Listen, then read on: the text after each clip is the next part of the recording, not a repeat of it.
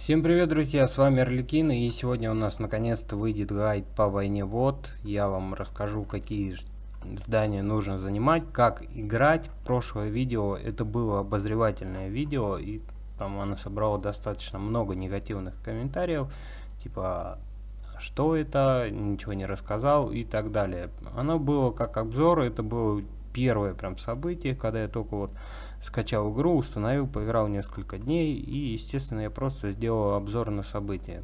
Оно где-то там в середине моих видео всего канала. Сегодня у нас выйдет новое видео. Обязательно подпишитесь на канал, если вы еще не подписаны. Вам не сложно, а мне очень хочется набрать 5000 подписчиков.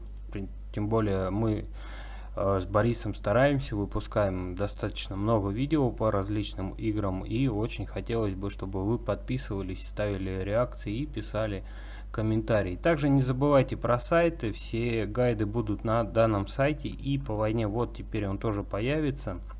Также бонус-коды, таблицы различные, описание и все другое. Кстати, скоро выйдет ролик именно по существу. По древним гробницам покажу, занимаю топ-1 в королевстве уже достаточно, с первого дня практически, как зарегистрировался, и до сих пор меня оттуда не сняли. Покажу, что можно достичь вообще по существу, по нашему существу, который за этот промежуток времени, сразу скажу, до 8 этажа до сих пор не дошел, хотя там уже приличное количество дней набралось, и это физически нереально. Подписывайтесь на канал, и мы переходим, собственно, к войне ВОД. Сейчас идет 39-я минута, осталось точнее 39 минут, нажимаем войти, мы побеждаем. Соперник попался более-менее слабый. Смотрите сразу, такой нюанс, самое важное в войне ВОД: у вас может быть целый альянс, просто вот целый рой у вас может быть, и может быть 2-3 соперника, но со старого королевства и с высокими цитаделями, например, 30-ми, 29-ми, 28-ми и другими. Они могут выиграть троем целиком ваш альянс. То есть, что вам нужно делать, чтобы не отдавать им победу? Так как вас много, а их мало, вам не обязательно драться за вот это вот центральное здание, хоть оно и имеет огромный вес. То есть, вы можете занять любые несколько зданий, желательно, конечно, центральное. Если у вас и самый сильный игрок у вас, он должен будет запустить мега-гарнизон, что, собственно говоря, мы и сделали. Но я не успел объяснить своим, как вообще работает война. Вот сейчас, видите, идет нападение вот на вот это вот алтарь. Цунами, естественно, сейчас враг, он его выиграет. То есть 28-я цитадель у врага. У нас максимум там 26, есть у нас 28-й, самый сильный наш. И в основном 18, 20, 21, 22. То есть он вообще делает глупость. То есть он прилетел, решил ударить в цитадель под мега-гарнизоном, тоже 28-го замка. Думал, он якобы сильнее, могу показать отчет, в принципе, но совсем не так. То есть, во-первых, количество войск. Если в здании огромное количество войск, вас очень тяжело пробить. Если там имба, он вам не попадется, потому что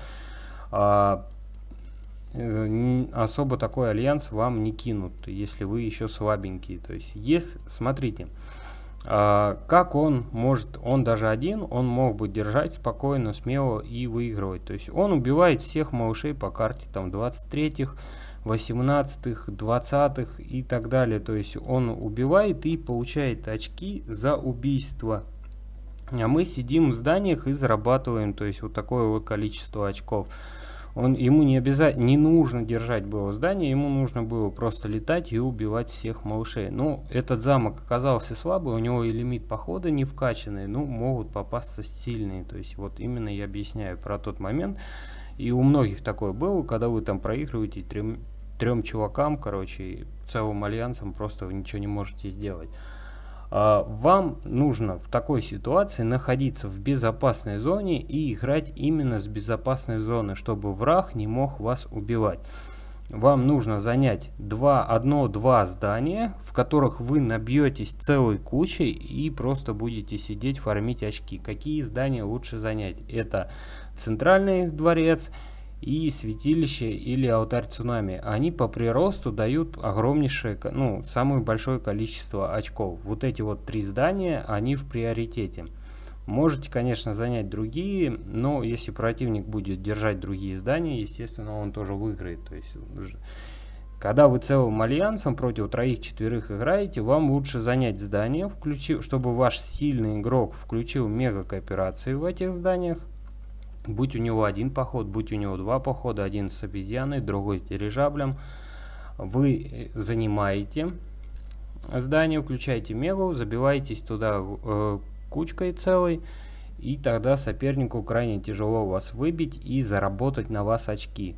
Не нужно летать хаотично по полю, потому что когда вас убивают, враг зарабатывает огромное количество очков именно за счет убийства. Дальше давайте разберемся по зданиям, что дают различные здания. То есть дворец дает леденящий шторм. Использовать этот навык может R5 и R4.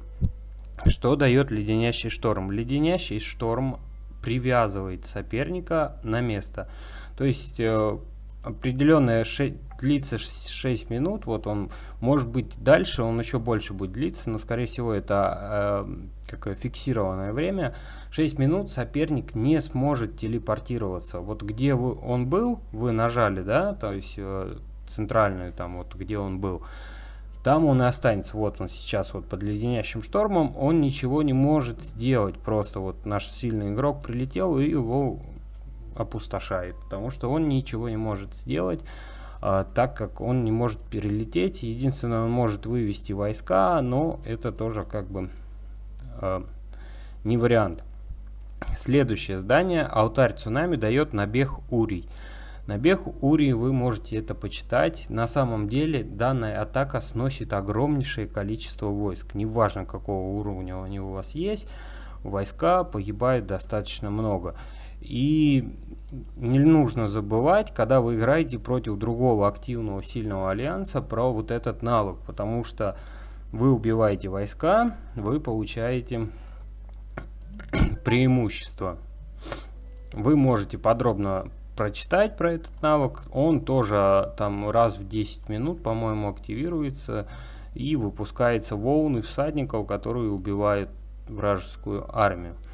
Смотрите, у нас следующее здание, это святилище горячих источников. Оно дает, почему его владение очень важно, потому что она дает плюс 300 к скорости лечения, то есть вам нужно меньше тратить ускорений, когда вы ранены. Это очень важное здание, потому что когда идет 2 сильных альянса, примерно по силе равных, и все дерутся, сражаются, убиваются, весело проводят время, тратят ускорение, как раз вот это вот здание, она сократит огромное количество часов именно ваших ускорялок. Смотрите, дальше идет глаз вихря. Давайте посмотрим на здание. При непрерывном захвате в течение 5 минут ваш альянс получает совместные телепорты альянса 5. То есть вы, владея этими зданиями, накапливаете очень быстро телепорты, которые тратятся всем альянсом. То есть эти здания тоже имеют преимущество. И давайте перейдем к следующим зданиям. Это храм приливов. Смотрите, при захвате все участвующие союзники получают больше преимущества на 20% к лимиту войск в походе. То есть если вы владеете данным зданием, то у всего альянса появляется преимущество в лимите похода. То есть именно вот эти вот нюансы тоже нужно учитывать. Допустим, враг держит центральное здание, вы собираете на него кооперацию, мега-кооперацию. Но перед этим вам лучше захватить как раз храм приливов, чтобы увеличить лимит походов и ударить целым альянсом. То есть это будет более эффективнее, вы понимаете? То есть это не простые здания, которые там мало приносят очки, они тоже имеют огромную роль.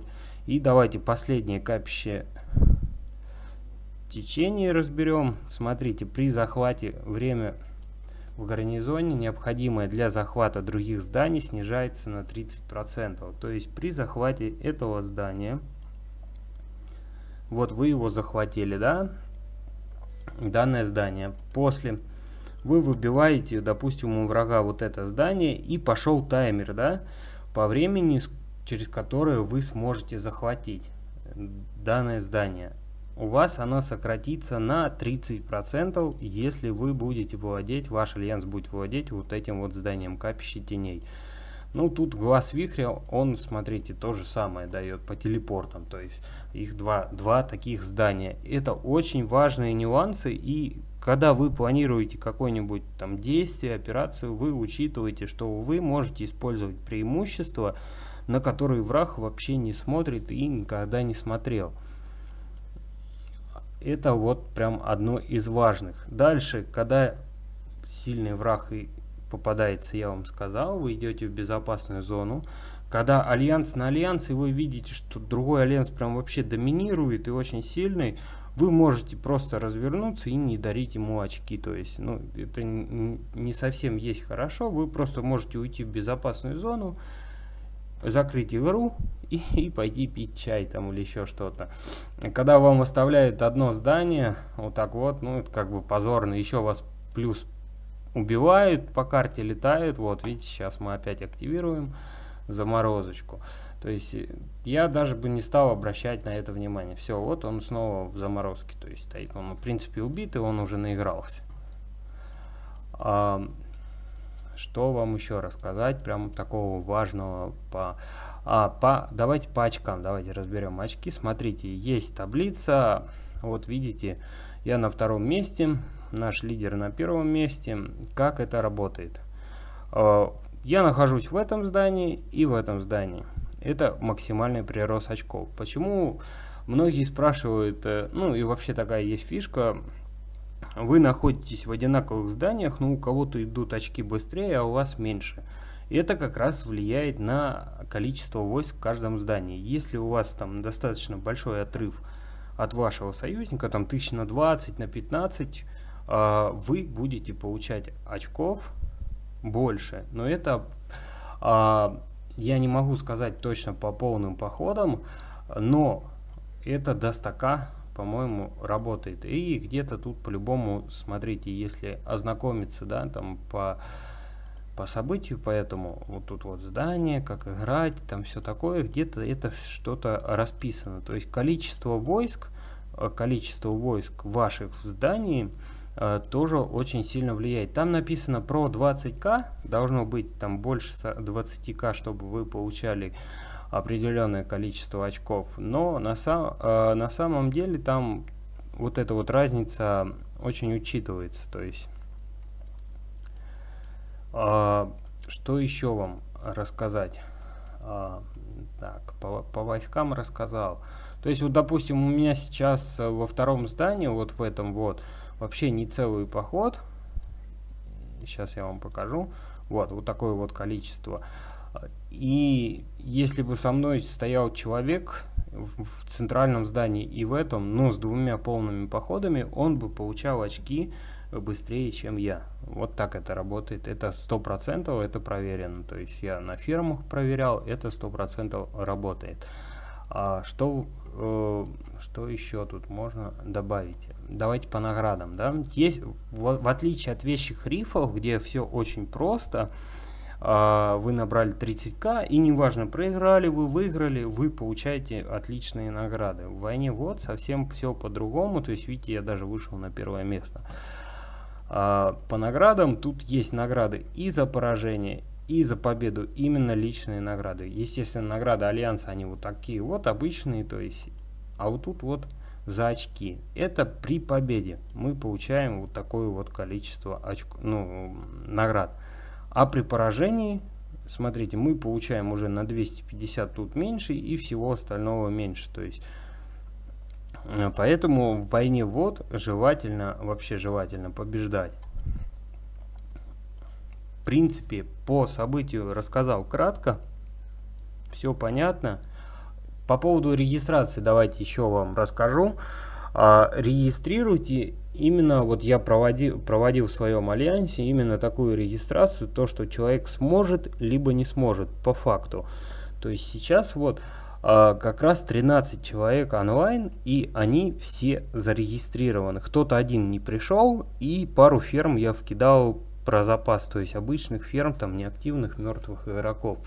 Ну, не мертвых, а неактивных игроков, которые не общаются и слабые по силе. То есть по факту нас пришло именно столько человек, сколько и должно быть. Именно важно провести правильную регистрацию. Даже видите, в 19:00 по Москве, да, начало по времени, уже нам, видите, все равно попался как бы фермерский альянс.